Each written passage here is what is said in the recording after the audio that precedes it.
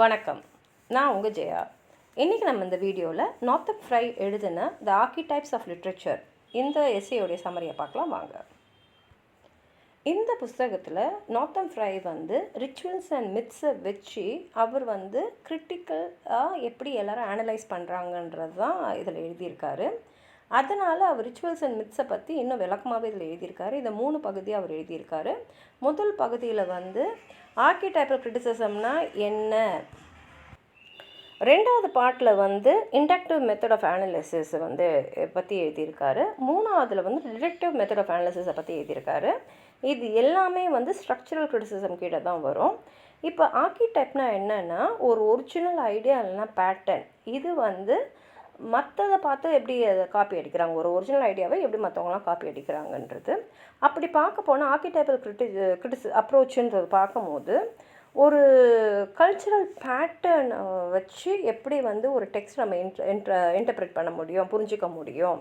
அதே மாதிரி இந்த கல்ச்சுரல் பேட்டர்ன்ஸ்லாம் எதை பேஸ் பண்ணியிருக்குன்னா ஒரு ரேஸோ ஒரு நேஷனோ ஒரு சோஷியல் குரூப்பில் இருக்கக்கூடிய மித்ஸ் அண்ட் ரிச்சுவல்ஸை பேஸ் பண்ணி தான் இருக்குது அப்படின்றாரு. அதனால் மித்ஸ் அண்ட் ரிச்சுவல்ஸை வச்சு நம்ம ஒரு டெக்ஸ்ட்டை நம்ம எக்ஸ்ப்ளோர் பண்ணும் போது நமக்கு அதோடைய மீனிங் என்ன, அது என்ன சொல்ல வருது, என்ன மெசேஜ் இருக்குது அப்படின்றது நமக்கு இன்னும் நல்லா புரியும் அப்படின்றது சொல்கிறாரு. இது இப்போ தற்காலத்தில் நல்ல ஒரு பாப்புலர் ஆகிட்டு வர ஒரு அப்ரோச்சு. அதில் முக்கியமாக பார்த்திங்கன்னா ஜேம்ஸ் ஜார்ஜ் ஃப்ரேசரும் கார்ல் கஸ்டவ் யுங்கும் இதில் முக்கியமான பங்கு வகிச்சிருக்காங்கன்னு சொல்லலாம். ஃப்ரேசரோட த கோல்டன் போ மேஜிக், ரிலிஜன், மித்ஸ் ஒரு ரேஸில் இருக்கிறத பற்றி அதில் எழுதியிருப்பார். அதே மாதிரி யூங் ஒரு சைக்காலஜிஸ்ட், ஃப்ராய்டோடு சேர்ந்து தான் அவர் அசோசியேட்டாக இருந்தார்.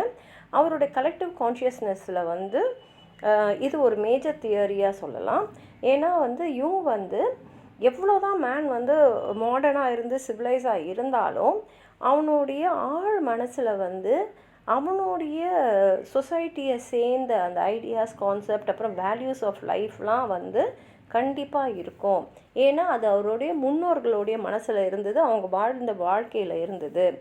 அந்த மாதிரி ஐடியாஸு தான் இப்போ நம்ம மித்ஸ் அண்ட் ரிச்சுவல்ஸாக வெளிப்படுத்துகிறோம் அப்படின்றாரு. இப்போ க்ரியேட்டிவ் ரைட்டர்ஸ்லாம் இந்த மித்ஸை தான் அவங்களுடைய இலக்கிய வேலைகளை வெளிப்படுத்துகிறாங்க. அதில் ஒரு மைத்தாலஜிக்கல் பேட்டர்ன் இருக்குன்றாரு. இந்த மாதிரி ஒரு கிரிட்டிக்கல் அனாலிசிஸ் தான் நம்ம ஆர்கிடைப்பல் கிரிட்டிசிசம்னு சொல்கிறோம். இப்போ டிஎஸ் எலியட் கூட இதை அவருடைய படைப்புகளை யூஸ் பண்ணியிருக்காரு.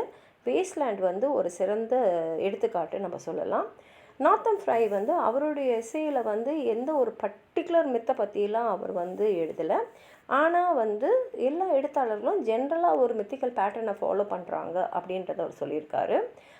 ஜென்ரலாக பார்த்தீங்கன்னா லிட்ரரி கிரிட்டிசிசம்ன்றது என்னென்னா ஒரு லிட்ரேச்சரை அனலைஸ் பண்ணி இன்டர்பிரேட் பண்ணுறது தான். அதாவது அதை பகுத்தாய்ந்து அதில் நம்ம என்ன தெரிஞ்சுக்கிறோம், நம்ம என்ன புரிஞ்சுக்கிறோன்றதை எடுத்து சொல்கிறது தான். அப்போது இதுலேயும் தியரிஸ் அண்ட் டெக்னிக்ஸ் இருக்குது. ஆனால் என்னென்னா கிரிட்டிசிசம் எப்படி செய்யணுன்றது சொல்லித்தரலாம். ஆனால் லிட்ரேச்சரை நம்ம சொல்லித்தர முடியாது. ஏன்னா லிட்ரேச்சர்ன்றது படித்து நம்ம அனுபவிக்க வேண்டியது. நம்ம அதை உணரணுமே தவிர இந்த புஸ்தகத்தை நீ இப்படி தான் உணரணும், நீ இப்படி தான் அதை என்ஜாய் பண்ணணும்னு சொல்ல முடியாது. அப்படி பார்க்கும்போது லிட்ரரி கிரிட்டிசிசமில் 2 விதமாக இருக்குது. ஒன்று மீனிங்ஃபுல் கிரிட்டிசிசம், இன்னொன்று மீனிங்லெஸ் கிரிட்டிசிசம். இந்த மீனிங்லெஸ் கிரிட்டிசிசம் கண்டிப்பாக படிக்கிறவங்களுக்கு அந்த படைப்பை பற்றின ஒரு முழு அறிவை தராது. அப்போது இது அந்த ஒருத்தர் எழுதுகிறாருன்னா அந்த எழுத்தோட பேக்ரவுண்ட் இன்ஃபர்மேஷனே நமக்கு எதுவுமே தெரியாது. அதனால் இந்த மீனிங்லெஸ் கிரிட்டிசிசம் படைப்பவங்களை அந்த லிட்ரேச்சர்லேருந்தே கொஞ்சம் டிஸ்ட்ராக்ட் பண்ணிடும். லிட்ரேச்சர் பார்த்திங்கன்னா அது it's a part of humanities. அப்போது ஹியூமனிட்டிஸில் என்னென்னலாம் இருக்குதுன்னு பார்த்தா லிட்ரேச்சரோடு சம்மந்தப்பட்டதுன்னு பார்த்திங்கன்னா ஃபிலாசபி அண்ட் ஹிஸ்ட்ரி. இந்த ரெண்டும் கண்டிப்பாக ஒரு லிட்ரேச்சரை அண்டர்ஸ்டாண்ட் பண்ணிக்கிறதுக்கு நமக்கு ரொம்ப தேவை. ஏன்னா இவங்க 2 பேர் அதாவது ஃபிலாசபி அண்ட் ஹிஸ்ட்ரி ஒரு லிட்ரேச்சரை நம்ம எப்படி இன்டர்பிரிட்டேஷன் பண்ணணும் அப்படின்றத அழகாக எடுத்து சொல்லும். ஃபிலாசபி அண்ட் ஹிஸ்ட்ரி ஒரு மீனிங்ஃபுல் கிரிட்டிசிசமாக ஆர்கிடைப்பல் கிரிட்டிசிசமாக வெளியில் வருது அப்படின்னு சொல்கிறாங்க. இப்போது ஒரு கிரிட்டிசிசம் வெறும் டெக்ஸ்ட்டை மாத்திரமே பேஸ் பண்ணியிருக்கு, ஆனால் அதை பேக்ரவுண்டை பற்றி எந்த இன்ஃபர்மேஷனுமே கொடுக்கலன்னா அதுதான் ஃபார்மலிஸ்டிக் இல்லை ஸ்ட்ரக்சரல் கிரிட்டிசிசம். இது ரீடர்ஸ் கண்டிப்பாக அந்த டெக்ஸ்ட்டில் என்ன இருக்குன்னு புரிஞ்சுப்பாங்க. ஆனால் அந்த பேட்டர்ன் எப்படி வந்தது, அப்படின்றது அவங்களுக்கு அந்த பேக்ரவுண்ட் இன்ஃபர்மேஷன் இல்லாமல் தெரியாது. அந்த பேக்ரவுண்ட் இன்ஃபர்மேஷன் தான் ஹிஸ்டாரிக்கல் கிரிட்டிசிசம். இப்போ ஸ்ட்ரக்சரல் கிரிட்டிசிசம் வந்து ஒரு ரீடருக்கு வந்து அந்த டெக்ஸ்ட்டில் இருக்கிற பேட்டர்னை வந்து புரிஞ்சுக்கிறதுக்கு ஹெல்ப் பண்ணும். ஹிஸ்டாரிக்கல் கிரிட்டிசிசம் வந்து இன்னும் தெளிவாக அதை தெரிஞ்சுக்கிறதுக்கு ஹெல்ப் பண்ணும். அதனால் ஆர்கிடைப்பல் கிரிட்டிசிசம் வந்து ஒரு ஸ்ட்ரக்சரல் கிரிட்டிசிசமும் ஹிஸ்டாரிக்கல் கிரிட்டிசிசம் சேர்ந்தது தான் ஆர்கிடைப்பல் கிரிட்டிசிசம்னு சொல்லலாம். இப்போது லிட்ரரி கிரிட்டிசிசமும் ஒரு அறிவியல் தான் அப்படின்றாரு. இப்போது ஃபிசிக்ஸ் பார்த்திங்கன்னா அது மேட்டர் அண்ட் நேச்சுரல் ஃபோர்ஸஸை பற்றி அனலைஸ் பண்ணுது, எக்ஸ்ப்ளோர் பண்ணுது. ஃபிசிக்ஸ் அண்ட் அஸ்ட்ரானமி சேர்ந்து இப்போது அது ஒரு சயின்ஸாக ஒத்துக்கிட்டு இருக்கோம் நம்ம. அதாவது ரினேசான்ஸ் சமயத்துலேருந்து கெமிஸ்ட்ரியை வந்து 18ஆம் நூற்றாண்டுலேருந்து சயின்ஸுன்னு ஒத்துன்ட்ருக்கோம். பயாலஜியை 19th century 19ஆம் நூற்றாண்டுலேருந்து ஒத்துன்ட்ருக்கோம். சோஷியல் சயின்ஸும் வந்து 20ஆம் நூற்றாண்டுலேருந்து ஒரு சயின்ஸு அப்படின்றத ஒத்துன்ட்ருக்கோம். அப்படின்னு பார்க்க போனால் லிட்ரரி கிரிட்டிசிசமும் வந்து ஒரு சிஸ்டமேட்டிக்காக ஒரு புக்கை அனலைஸ் பண்ணுறதுனாலும் அதுவும் ஒரு அறிவியலே அப்படின்றது தான் இங்கே நார்த்தன் ஃப்ரை சொல்கிறாரு. அதுக்காக ஒரு டூல்ஸ் ஆஃப் கிரிட்டிசிசம்னு சொல்லிட்டு 2 மெத்தட் சொல்கிறாரு. ஒன்று வந்து ஸ்ட்ரக்சரல் கிரிட்டிசிசம், இன்னொன்று வந்து ஹிஸ்டாரிக்கல் கிரிட்டிசிசம். இப்போது ஒரு ஒர்க்கில் வந்து சில உண்மைகள் இருக்குது. அந்த மாதிரி ஒரு ஒர்க்லையும் எடுக்கும் போது பார்த்தீங்கன்னா எல்லா ஒர்க்லேயும் ஒரு ஜென்ரல் ட்ரூத் இருக்குன்றாரு. என்னென்னா அதுக்கு ஒரு எக்ஸாம்பிள் அவர் சொல்கிறாரு. ஷேக்ஸ்பியரோட ஒத்துழைவில் பார்த்தீங்கன்னா அவர் வந்து பொறாமையில் தன்னைத்தானே வந்து எப்படிலாம் வந்து ஒரு அழிவு பாத்துக்கு எடுத்துன்னு போகிறாரு. அப்போ அதுலேருந்து வந்து ரீடர்ஸ் என்ன தெரிஞ்சுக்கணும், பொறாமைப்பட்டால் அது அழிவை நோக்கி தான் போகும் அப்படின்றது ஒரு ஜென்ரல் ட்ரூத்து. இந்த மாதிரி தான் ஒரு இண்டக்டிவ் மெத்தட் ஆஃப் அனலைசிஸை வந்து ஸ்ட்ரக்சரல் கிரிட்டிசிசம் மூலமாக நம்ம தெரிஞ்சுக்கலாம். இப்போது ஒரு ரைட்டர் அவருடைய படைப்பில் அவரோட பர்சனல் எமோஷன் அண்ட் கமெண்ட்ஸை அவர் காட்டவே கூடாது. அவர் வந்து ஒரு அப்ஜெக்டிவாக தான் இருக்கணும். அப்போது ஒரு கிரிட்டிக் தான் வந்து அதை அனலைஸ் பண்ணி அந்த ஒர்க் அனலைஸ் பண்ணி அவர் சொல்லணும், இதில் ஆத்தருடைய இன்டர்ஃபியரன்ஸ் இருக்கா, அவருடைய மனசில் இருக்கக்கூடிய அவருடைய எமோஷன்ஸை அந்த டெக்ஸ்டில் காமிச்சிருக்காரா அப்படின்னு. இது ஒரு வகையான சைக்கலாஜிக்கல் அப்ரோச்சாக கூட இருக்கலாம். ஆனால் ஒரு படைப்பை வந்து படிக்கும் போது அந்த ஆத்தரோட பர்சனல் சிம்பிள்ஸ், இமேஜஸ், மித்ஸ் இதெல்லாம் வந்து கண்டிப்பாக அவருடைய படைப்பில் இருக்கும். அது வந்து அவர் அறியாமலே கூட அந்த மித்ஸ் அண்ட் சிம்பிள்ஸை அவர் யூஸ் பண்ணியிருக்கலாம். ஆனால் அந்த கிரிட்டிக் வந்து அதை வந்து அவர் அனலைஸ் பண்ணும்போது கண்டுபிடிச்சிடுவார் அப்படின்றது தான் இங்கே நார்த்தன் ஃப்ரை சொல்கிறது. இப்போது second type of criticism historic criticism. இதில் வந்து கிரிட்டிக் என்ன பண்ணுவார்னா அந்த டெக்ஸ்ட்டை முதல்ல அவர் எழுதும் போது என்ன மாதிரி சூழ்நிலை இருந்தது, அந்த ஆத்தருடைய மனநிலை எப்படி, பேக்ரவுண்ட் எப்படின்றதை அனலைஸ் பண்ணுவார்.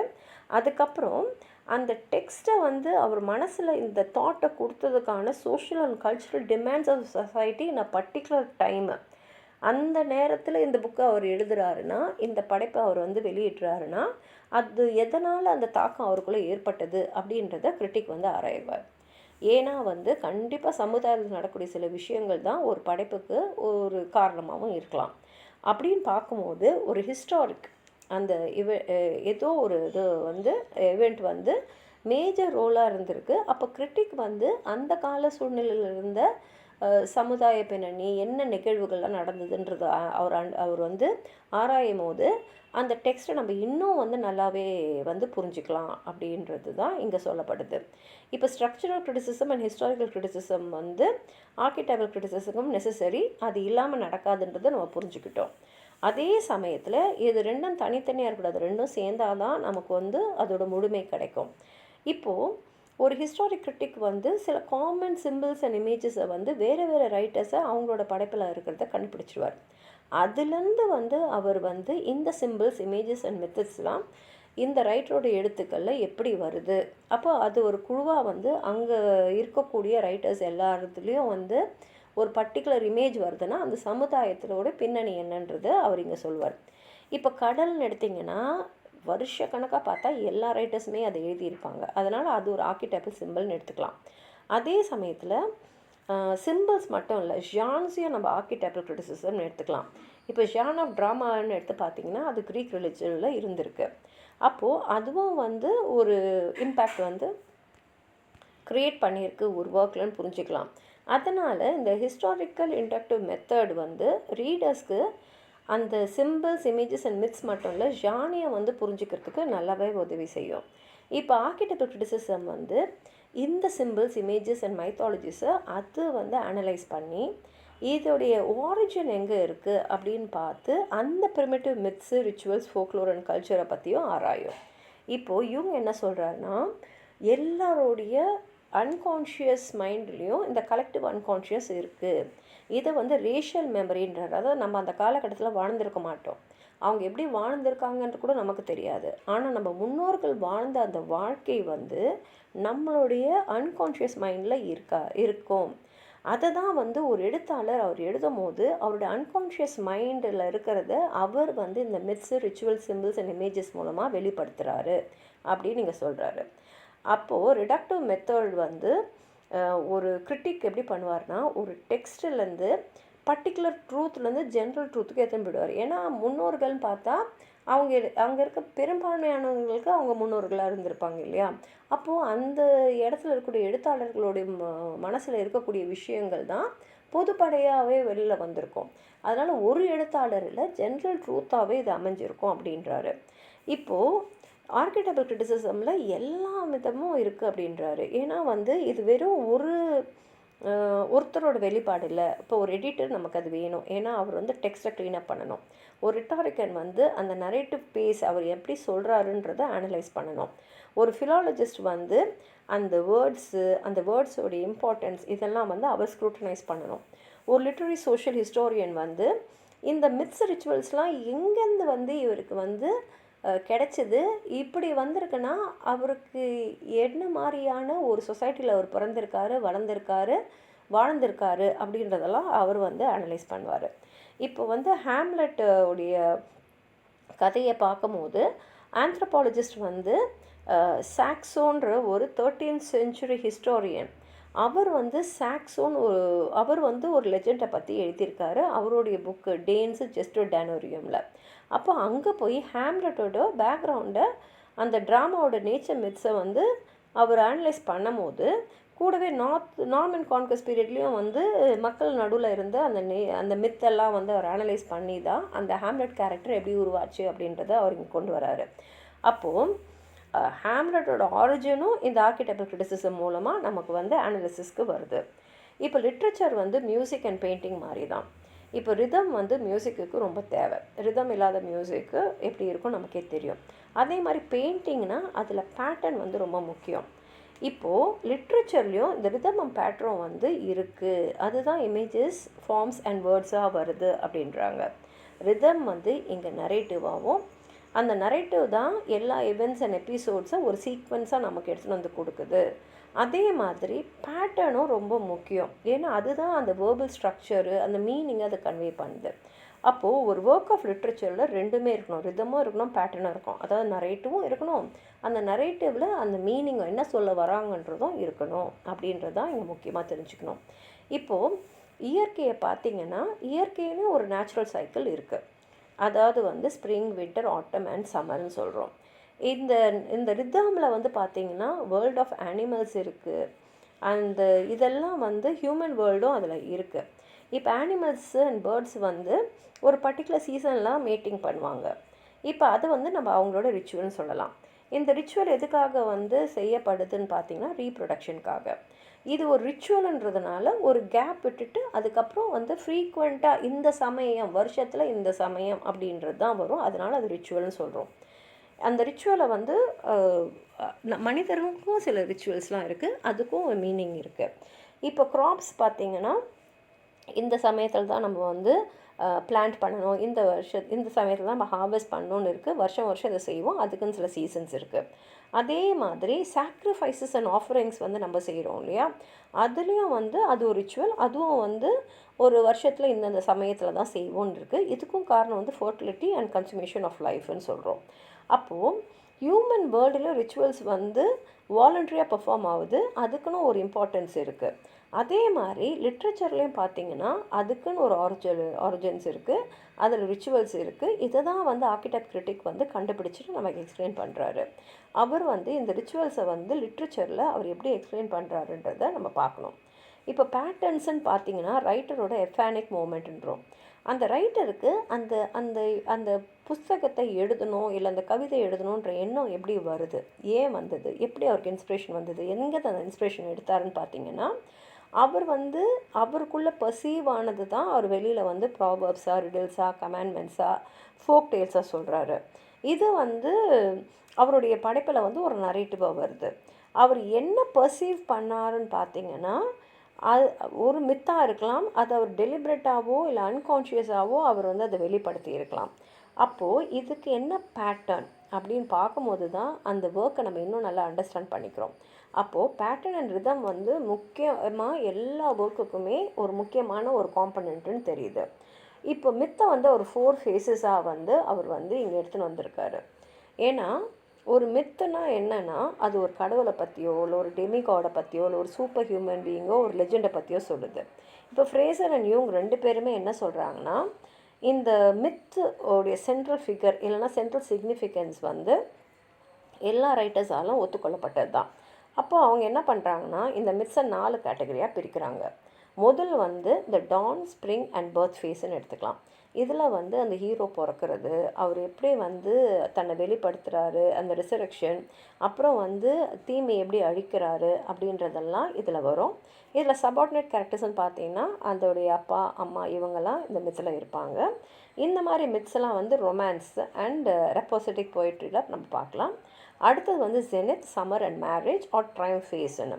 இந்த ஃபேஸில் பார்த்தீங்கன்னா அப்போதீசிஸ், அதாவது வந்து ஒரு கடவுள் அளவுக்கு ஒரு மனுஷனை நம்ம உயர்த்தி வைக்கிறது. இதில் வந்து சீக்ரெட் மேரேஜ் இருக்கும். அப்புறம் வந்து என்ட்ரிங் இன்டு பேரடைஸ், தேவலோகத்துக்கு போகிறதெல்லாம் இதில் வரும். இதில் சபார்டினேட் கேரக்டர்ஸ்ன்னு பார்த்தீங்கன்னா இதில் அவங்க கூட இருக்கக்கூடிய கம்பேனியனும் அந்த பிரைடும் தான். இதெல்லாம் வந்து காமெடி, பேஸ்டல், ஐடலில் இருக்கும். காமெடின்னா உட்காந்து படித்து சிரிக்கிற காமெடி இல்லை, ட்ராஜடி இல்லாமல், கஷ்டம் இல்லாமல், துக்கம் இல்லாமல் இருக்கக்கூடிய ஒரு முடிவை தரக்கூடியது தான் நம்ம காமெடின்னு நீங்கள் சொல்வோம். இப்போ 3வது ஃபேஸ் வந்து sunset, autumn and death phase. இதில் பார்த்தீங்கன்னா ஃபால் ஆஃப் த ஹீரோ, ஒரு dying of the god, violent death, sacrifice, அந்த ஹீரோஸ் ஐசோலேஷன், தனிமைப்படுத்தப்படுற ஹீரோ. இதில் சபார்டினேட் கேரக்டர்ஸ்ன்னு பார்த்தீங்கன்னா ஒரு ட்ரேட்டர், அப்புறம் ஒரு சைரன். இதெல்லாம் வந்து ஆர்கிடைப்ஸ் ஆஃப் ட்ராஜடி அண்ட் எலிஜியில் வரும். 4வது பார்த்தீங்கன்னா darkness, winter and desolation phase. இது வந்து ட்ரையம்ப் ஆஃப் த பவர்ஸு, அதாவது இதில் வந்து ஃப்ளட்ஸு, அப்புறம் ரிட்டர்ன் ஆஃப் கேஆஸு. இந்த குவெஸ்ட் மெத், அதாவது வந்து அந்த மித்திலேயே வந்து ஒரு கேள்வியை தேடி போகிறது தான் குவெஸ்ட் மெத்து. இதில் வந்து அந்த ஹீரோவை வந்து ஒரு உண்மையை கண்டுபிடிக்கிறதுக்காக தேடி போகிறான். அதுக்கு எக்ஸாம்பிளாக நம்ம வந்து மெசையா மித்து, அதாவது வந்து இந்த ஹோலி கிரேயில் தேடி போகிறாங்களே, அது ஒரு கிறிஸ்டியன் மித்து. இதை வந்து நம்ம சொல்லிக்கலாம். இது வந்து வேஸ்ட்லேண்டோட லாஸ்ட் பார்ட்டில் வருது. அதே மாதிரி எல்லா விதமான ஸ்கிரிப்சர்ஸ், எல்லா ரிலிஜனில் இருக்கிற ஸ்கிரிப்சர்ஸ்க்கும் அவங்களுக்கும் சில மித்ஸ் எல்லாம் இருக்கும். இதே மாதிரி ஆர்கிடைப்பில் வந்து நம்ம இந்த மித்ஸ் எல்லாம் வந்து அனலைஸ் பண்ணும் போது ஒரு கிரிட்டிக் வந்து இந்த ஜான்ஸை வந்து ஒரு ஜான்லேருந்து இன்னொரு ஜான் அந்த மாதிரி வந்து வந்து வந்து வந்து அவர் அனலைஸ் பண்ணி கடைசியில் வந்து அது அவங்க என்ன சொல்ல வர்றாங்க அப்படின்றத அந்த மித்தை பேஸ் பண்ணி அவர் எக்ஸ்பிளைன் பண்ணுவார். இந்த மாதிரி வந்து ஒரு கிரிட்டிசிசம் தான் நம்ம டிடெக்டிவ் மெத்தட் ஆஃப் அனாலிசிஸ்ன்னு சொல்கிறோம். இந்த வழியில் பார்த்திங்கன்னா ஒரு கிரிட்டிக் வந்து எப்படி ஒரு ட்ராமாவில், லிரிக்கில், ஒரு எப்பிக்கில் வந்து இந்த மித்ஸ்லாம் வந்து இவால்வ் ஆகிருக்கு அப்படின்றத வந்து அவர் வந்து அனலைஸ் பண்ணி வெளிப்படுத்துவார். அதே மாதிரி லிட்ரரி கிரிட்டிசிசம் அண்ட் ரிலிஜன் பார்க்கும்போது அதுக்குள்ளே ஒரு க்ளோஸ் ரிலேஷன்ஷிப் இருக்கிறத நம்ம புரிஞ்சுக்கலாம். ஏன்னா வந்து ஒரு லிட்ரரி கிரிட்டிக் வந்து கடவுளையே கூட ஒரு ஆர்கிடைப் ஆஃப் மேனாக தான், அதாவது வந்து ஒரு படைப்போடு இருக்கிற அந்த கதாநாயகனாக தான் பார்ப்பார். இப்போ வந்து நீங்கள் பேரடைஸ் லாஸ்ட்டு, பைபிள்லாம் பார்த்தீங்கன்னா காட் அதில் ஒரு கேரக்டர். அப்போது கடவுளாகவே இருந்தாலும் அந்த கிரிட்டிக் வந்து எப்படி ஒரு ஹியூமன் கேரக்டர் அனலைஸ் பண்ணுவாரோ அப்படி தான் வந்து அந்த கேரக்டரும் எடுத்து அனலைஸ் பண்ணுவார். அதே சமயத்தில் பார்த்தீங்கன்னா ரிலிஜன் வந்து சயின்டிஃபிக் ஆக்சுவாலிட்டியோட அசோசியேட் ஆகலை, ஆனால் ஆன மாதிரி தான் தெரியும். இப்போ லிட்ரரி கிரிட்டிசிசம் வந்து நமக்கு என்னெல்லாம் புரியும், நம்மலாம் எதெல்லாம் வந்து நம்ம பகுத்தாய்வோன்றதை பார்த்து தான் அது வந்து ஆராய்ச்சி செய்யும். அதே மாதிரி பார்த்திங்கன்னா என்ன நம்ம ஒத்துக்கிட்டு இருக்கோம், ஏற்கனவே நமக்கு தெரிஞ்ச சில விஷயங்களையே நம்ம எப்படி இப்போ ஒத்துக்கிட்டுருக்கோன்றதையும் வந்து லிட்ரரி கிரிட்டிக் வந்து புரிஞ்சுக்கிட்டு தான் அவங்க வேலையை செய்வாங்க. அப்போது வந்து கடவுள் இல்லைனா உண்மை இதெல்லாம் வந்து எல்லாரோட நம்பிக்கையை வந்து சார்ந்தது தான். அதே சமயத்தில் எல்லாரோடைய அந்த சப்கான்ஷியஸ் மைண்ட் இதில் இருக்கிறது தான் வந்து கனவாக வருதுன்றதும் நிறைய பேர் வந்து புரிஞ்சுக்கிட்ட ஒரு விஷயம். அப்போது இவங்க என்ன சொல்கிறாங்கன்னா, ஒரு ஒரு ஒரு மனிதரோட வாழ்க்கையில் பார்த்தீங்கன்னா, முழிக்கிறது, அப்புறம் தூங்குறது, முழிக்கிறது, தூங்குறது, தூக்கத்தில் வர கனவு. அதெல்லாம் கூட ஒரு சைக்கிள் தான். எப்படி வந்து பகல், இரவு, லைட், டார்க்னஸ் அப்படின்னு சொல்கிறோமோ, அதே மாதிரி தான் இதெல்லாம் மாறி மாறி வந்து தினந்தோறும் ஒருத்தவங்களோட வாழ்க்கையில் வரக்கூடிய நிகழ்வுகள். இப்போ வந்து பகலை வந்து மனிதன் வந்து ஒரு பயப்படுறதோ, இல்லை ஒரு எரிச்சல் படுறதோ, ஒரு தயக்கத்தை காட்டக்கூடிய ஒரு நேரமாக இருக்குது. ஆனால் ராத்திரியில் பார்த்தீங்கன்னா, அந்த கனவுல பார்த்தீங்கன்னா, அவனுக்கு வந்து என்னென்னலாம் ஆசை இருக்கோ, என்னென்னலாம் செய்யணும்னு நினைக்கிறானோ, அதெல்லாம் வந்து செய்யக்கூடிய ஒரு தருணமாக இருக்குது. அப்போ இது வந்து எப்படி அப்படின்னா, அதுலந்தான் மனுஷன் வந்து அவனால் என்ன செய்ய முடியும், செய்ய முடியாதுன்றதையும் புரிஞ்சுக்கிறது தான் இந்த ரிலிஜன் அண்ட் லிட்ரரி கிரிட்டிசிசம். இப்போ இதில் வந்து பார்த்திங்கன்னா, ஆர்ட் ஆகட்டும் இல்லை ரிலிஜன் ஆகட்டும், ரெண்டுமே வந்து பெர்ஃபெக்டாக இருக்கணும். கலை வடிவம் எந்த இதுவாக இருந்தாலும் சரி, அது பெயிண்டிங்காக இருந்தாலும் சரி, மியூசிக்காக இருந்தாலும் சரி, எது இருந்தாலும் சரி, அதில் பெர்ஃபெக்ஷன் இருக்கும் போது இனிமை இருக்கும். அதே தான் ரிலிஜன். அதே மாதிரி இந்த ஆர்ட் தான் ஒரு கனவை வந்து எப்படி கனவை வந்து இமேஜினேஷன் எடுத்துக்கலாம். அப்போது வந்து அந்த கனவு மூலமாக அது வந்து தன்னுடைய அச்சீவ்மெண்ட்டை வெளிப்படுத்துது. அதே மாதிரி ரிலிஜனும் வந்து விஷுவலைசேஷனில் இப்போ நம்ம கடவுள்கிட்ட ஏதோ வேண்டிக்கிறோம், வேண்டும் போது நமக்கு ஒரு திருப்தி வருது இல்லையா, ஓகே நம்ம கடவுள்கிட்ட வேண்டியிருக்கோம், இது நடந்துடும், அப்போ இதெல்லாம் நமக்கு கிடைக்கும் அப்படின்னு மாதிரி ஒரு விஷுவலைசேஷன் இருக்கு இல்லையா. அப்போது ரெண்டுமே வந்து கிட்டத்தட்ட ஒரே பாதையில் தான் போகிற மாதிரி இருக்குது. அதே மாதிரி லிட்ரரி கிரிட்டிசிசமில் பார்த்தீங்கன்னா, இந்த ஆர்கிடெக்டல் கிரிட்டிக் வந்து எப்படி அனலைஸ் பண்ணுவார்னா, comic vision and tragic vision. இது காமிக்னா ஒன்று நம்ம ஞாபகம் வச்சுக்கணும், இது நம்ம ஒரு விஷயத்தை படித்தோ பார்த்தோ சிரிக்கிற விஷயம் இல்லை. காமிக்னா இதில் எந்த ஒரு கஷ்டமோ துக்கமோ எதுவுமே இல்லாமல் மகிழ்ச்சியான முடிவில் முடியக்கூடிய படைப்புகளை தான் இங்கே காமிக் அப்படின்னு சொல்கிறோம். ஸோ அவங்க ரெண்டு விதமாக பார்க்குறாங்க, comic vision and tragic vision. இப்போ காமிக் விஷனில் பார்த்தீங்கன்னா, மித்தில் வந்து அந்த மனித உலகம் வந்து எப்படி ப்ரெசென்ட் ஆகிருக்குன்னா, ஒரு கம்யூனிட்டியாக அதில் ஒரு ஹீரோ இருப்பார். அந்த ஹீரோ வந்து என்ன செய்கிறாரோ அதெல்லாம் வந்து ரீடர்ஸோட டிசையர்ஸாக இருக்கும். அதே மாதிரி இந்த ஆர்கிடெக்டல் இமேஜஸ்ன்னு பார்த்தீங்கன்னா, symposium, communion, order, friendship, love. அதே மாதிரி மேரேஜ் இல்லைனா அந்த மாதிரி ஒரு நல்ல விஷயம் வந்து இந்த காமிக் விஷனில் இருக்கும். ஆனால் ட்ராஜிக் விஷனில் அந்த ஹியூமன் வேர்ல்டில் பார்த்தீங்கன்னா, டைரனி, அனார்கி, இல்லைனா ஒரு தனிப்பட்ட மனிதன், இல்லை ஒதுக்கப்பட்ட மனிதன், இல்லைனா ஒரு தலைவர் அவருடைய தொண்டர்களே வந்து அவரை கைவிட்டுற நிலைமை, இல்லை வந்து அவரை வந்து கீழ்த்தரமாக நடத்துகிற இல்லை பேசுகிற ஒரு தன்மை, அப்புறம் ஒரு ஜாயிண்ட் ஆஃப் ரொமான்ஸு, இல்லைனா வந்து ஏமாற்றப்பட்ட துரோகம் இழைக்கப்பட்ட ஒரு ஹீரோ, இதோடு சேர்த்து நம்ம ஒரு ஹார்லெட்டோ ஒரு விச்சோ இதெல்லாம் இருப்பாங்க. இவங்கில் வந்து டெரபிள் மதர்னு சொல்லுவாங்க. இதெல்லாம் ட்ராஜிக் விஷன். இது வந்து ஹியூமன் வேர்ல்டில். அடுத்ததில் பார்த்தீங்கன்னா ஆனிமல் வேர்ல்டு. ஆனிமல் வேர்ல்டில் பார்த்தீங்கன்னா, அங்கே ஒரு community of domesticated animals. Domesticated அனிமல்ஸ்னால் மனிதனோட கட்டுப்பாட்டுக்குள்ளே இருந்து அவனால் பழக்கப்பட்ட அனிமல்ஸு. அது சாதாரணமாக பார்த்தீங்கன்னா, இந்த ஆடு, மாடு, அந்த மாதிரி லேம்ப்ஸு, ஷீப்பு, அப்புறம் பறவைகளை பார்த்திங்கன்னா சாதாரணமாக டவ் பேர்ட்ஸு அந்த மாதிரியெல்லாம் இருக்கும். அதே மாதிரி இமேஜஸும் பேஸ்ட்ரல் இமேஜஸாக தான் இருக்கும். அதாவது பசுமையான புல்வெளி, நல்ல ஒரு வளமையான ஒரு நாடு, அந்த மாதிரி. அதே ட்ராஜிக் விஷனில் வர அனிமல்ஸ் என்னவாக இருக்குன்னா, பீஸ்ட்டு, பேர்ட்ஸ் ஆஃப் ப்ரே, அதாவது வந்து வேட்டையாடும் பறவைகள், அப்புறம் உல்வ்ஸு, வல்ச்சர்ஸ், சர்பன்ஸ், ட்ராகர்ஸ் அந்த மாதிரிலாம் வரும். இப்போ காமிக் விஷன் வந்து வெஜிடபிள் வேர்ல்டுன்னு பார்த்தீங்கன்னா, ஒரு தோட்டம், ஒரு கார்டன், ஒரு பார்க்கு, ஒரு ஒரு ட்ரீ, அது வந்து ஃபுல் ஆஃப் லைஃப்னால் அப்படியே பூத்து குலுங்குல மலர்கள்லாம் அப்படியே பூத்து குலுங்கும், இல்லைனா பழமாக பழுத்து இருக்கும், இல்லைனா ஒரு லோட்டஸு, ஒரு ரோஸு, இதெல்லாம் வந்து வெஜிடபிள் வேர்ல்டில் காமிக் விஷனில் வரும். அதே மாதிரி இமேஜ் இது ஆர்கிடெக்ட்ஸில் வந்து ஆர்கிடின் இமேஜஸ் வரும். அதாவது மார்வெலோட க்ரீன் வேர்ல்டு, இல்லை ஷேக்ஸ்பியரோட ஃபாரஸ்ட் காமெடிஸ், அந்த மாதிரிலாம். ட்ராஜிக் வேர்ல்டில் வெஜிடபிள் வேர்ல்டு எதுன்னு பார்த்தீங்கன்னா, அங்கேயும் ஒரு ஃபாரஸ்ட் இருக்கும், ஆனால் அது ஒரு சினிஸ்டர் ஃபாரஸ்ட்டாக இருக்கும். அதாவது மில்டனோட கேமஸ் மாதிரி, இல்லை டான்டேயோட இன்ஃபர்னோட ஆரம்ப கட்டங்களை வந்து அவர் சொல்கிற அந்த இது மாதிரி, இல்லைன்னா ஹீத்து, வைல்டர்னஸ்ஸு, அப்புறம் வந்து ஒரு காஞ்சி போன மரம், இல்லைனா ஒரு பட்டை மரம், அதில் வந்து பூவும் இருக்காது காயும் இருக்காது, அந்த மாதிரி மரம்லாம் ட்ராஜிக் விஷனில் வரும். அதே மாதிரி மினரல் வேர்ல்டு வந்து காமிக் விஷனில் பார்த்திங்கன்னா, ஒரு ஊர், ஒரு பில்டிங், இல்லை ஒரு டெம்பிள், இல்லை ஒரு ஸ்டோன், ஆனால் இது எல்லாமே வந்து அப்படியே ஆடம்பரமாக பிரம்மாண்டமாக, அந்த கல் கூட பிரகாசமான ஒரு ப்ரெஷியஸ் ஸ்டோனாக இருக்கும். இது எல்லாமே வந்து அருமையாக வந்து எடுத்து காட்டப்படும். அதே இமேஜ்னு பார்த்திங்கன்னா, ஸ்டார்லைட் டோமை சொல்லலாம். அதே மாதிரி ட்ராஜிக் விஷனில் வர மினரல்ஸ் எதுன்னு பார்த்தீங்கன்னா இந்த பாலைவனம், பாறைகள், காஞ்சி போன பாறை, அப்புறம் பாழடைஞ்ச மண்டபம், ரூயின்ஸில் இருக்கிறது, அப்புறம் ஜாமெட்ரிக்கல் ஷேப்ஸ்னால் இமேஜஸ்னால் க்ராஸ் மாதிரி சொல்லலாம். அப்புறம் அன்ஃபார்ம்டு வேர்ல்டு வந்து காமிக் விஷனில் பார்த்தீங்கன்னா கண்டிப்பாக வந்து ஒரு நல்ல கடகடன்னு ஓடுற ஒரு ஆறு, ட்ரெடிஷ்னலாக 4 ஃபோல்டாக இருக்கும். அந்த ரினீசான்ஸ் இமேஜ் ஆஃப் த டெம்பரட் பாடி அந்த 4 ஹியூமர்ஸோடு சேர்ந்து வரும். அதே ட்ராஜிக் விஷன் பார்த்திங்கன்னா ஒரு சீ இருக்கும். ஆனால் வந்து அந்த சீ எப்படின்னா அப்படியே வெள்ளம் வந்து அப்படியே மிகுதியாக வந்து ஒரு அழிவை நோக்கி போகிற மாதிரி. அதே மாதிரி சீ அந்த பீஸ்ட் இமேஜஸ்லாம் பார்த்திங்கன்னா லிவத்தியன் மாதிரி, வாட்டர் போர்ன் மான்ஸ்டர்ஸ்லாம் இருக்கிற மாதிரி எல்லாம் வந்து இருக்கும். இதுக்கு நல்ல ஒரு எக்ஸாம்பிளாக ஃப்ரை வந்து காமிக் விஷனை சொல்கிறது வந்து WB Yeatsோட சேலிங் டு பைசாண்டியம். ஏன்னா அங்கே பார்த்திங்கன்னா நல்ல ஒரு ஊர், ஒரு மரம், ஒரு பறவை, கம்யூனிட்டி ஆஃப் சேஜஸ்ஸு, ஜாமெட்ரிக்கல் கயரு, அப்புறம் வந்து இந்த சைக்கிளிக் வேர்ல்டு, அதாவது அதே இதில் வந்து உழன்று இல்லாமல் அந்த உலகத்துலேருந்து வந்து ஒரு டிட்டாச் ஆகி போகக்கூடிய ஒரு மனநிலையில் இருக்க மக்கள், அந்த மாதிரி வந்து அவர் காமிச்சிருப்பார்.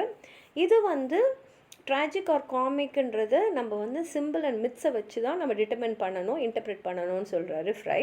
ஸோ கன்க்ளூஷனாக பார்த்தீங்கன்னா நார்தன் ஃப்ரை வந்து இதில் வந்து ஆர்கிடைப்பல் அப்ரோச்சுன்றது எவ்வளோ முக்கியமாக இப்போ வந்துட்டுருக்கு, அது மூலமாக வந்து நம்ம ஒரு டெக்ஸ்ட்டை எந்த அளவுக்கு நல்லா படிக்க முடியும், புரிஞ்சிக்க முடியுன்றதை சொல்கிறாரு. அதே மாதிரி கிரிட்டிசிசம் வந்து க்ரியேட்டிவ்.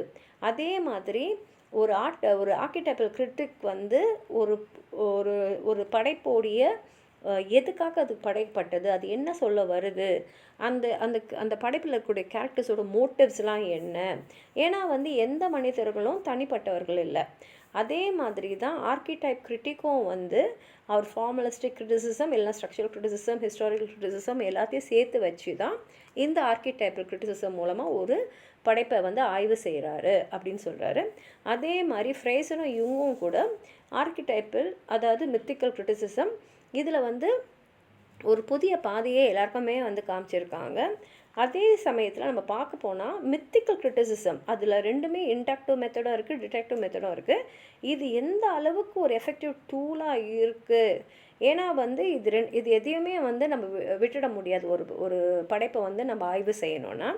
ஏன்னா ஒரு மெத்தடு வந்து அந்த டெக்ஸ்ட்டு வந்து என்ன மாதிரி ஒரு டெரிவேஷன் ஆஃப் அ ஜென்ரல் ட்ரூத்தை பேஸ் பண்ணி இருக்குது அப்படின்னு சொல்லும் போது, இன்னொன்று வந்து அது அதவே ரவுண்டாக இருக்குது. அதே மாதிரி ஆர்கிடைப்பல் அப்ரோச் டு அ டெக்ஸ்ட் வந்து இந்த தற்காலத்தில் வந்து எந்த அளவுக்கு ஒரு கான்ட்ரிபியூஷனை அது கொடுத்துருக்கு அப்படின்னு சொல்லி இந்த எஸ்ஸேவை முடிச்சிருக்காரு. உங்களுக்கு ஏதாவது சொல்லணும்னு நினச்சிங்கன்னா கீழே இருக்கிற கமெண்ட் பாக்ஸில் எழுதுங்க. இந்த வீடியோவை லைக் பண்ணுங்கள், உங்கள் ஃப்ரெண்ட்ஸோடு ஷேர் பண்ணுங்கள். சப்ஸ்கிரைப் பண்ணாதவங்களாம் ப்ளீஸ் சப்ஸ்கிரைப் பண்ணி சப்போர்ட் பண்ணுங்கள். நன்றி.